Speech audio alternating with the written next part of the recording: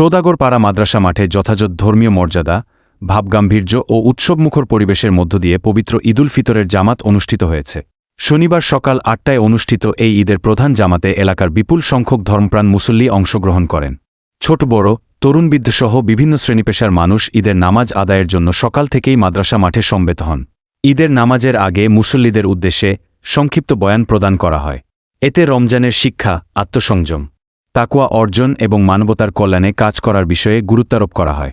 পাশাপাশি সমাজে শান্তি, সম্প্রীতি ও ভ্রাতৃত্ববোধ বজায় রাখার আহ্বান জানানো হয়।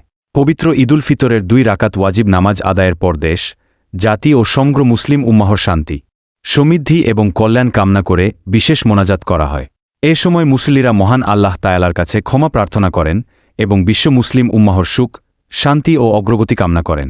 এছাড়াও দেশ ও জাতির সার্বিক উন্নতি, প্রবাসী বাংলাদেশিদের মঙ্গল এবং সকল মানুষের কল্যাণ কামনা করা হয়। নামাজ ও মোনাজাত শেষে মুসল্লিরা একে অপরের সঙ্গে কোলাকুলি ও কুশল বিনিময় করেন। এ সময় পুরো মাঠ জুড়ে আনন্দঘন পরিবেশের সৃষ্টি হয়।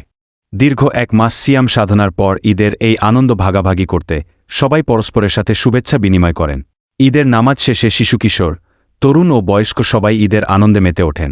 অনেকেই পরিবার পরিজন ও বন্ধুবান্ধবদের সঙ্গে ছবি তোলেন এবং আনন্দঘন মুহূর্ত উপভোগ করেন। এতে পুরো সৌদাগরপাড়া এলাকায় ঈদের আনন্দ ও উৎসবের আমেজ ছড়িয়ে পড়ে। ধর্মীয় সম্প্রীতি, ভ্রাতৃত্ব ও পারস্পরিক ভালোবাসার বন্ধনে আবদ্ধ হয়ে এলাকাবাসী পবিত্র ঈদুল ফিতর উদযাপন করেন।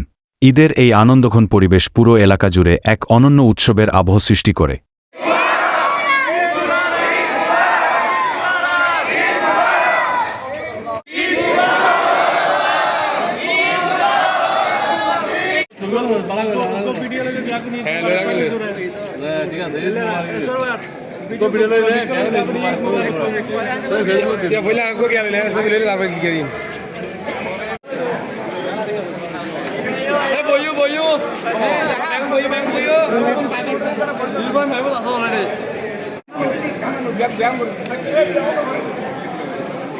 Ayo, asal itu.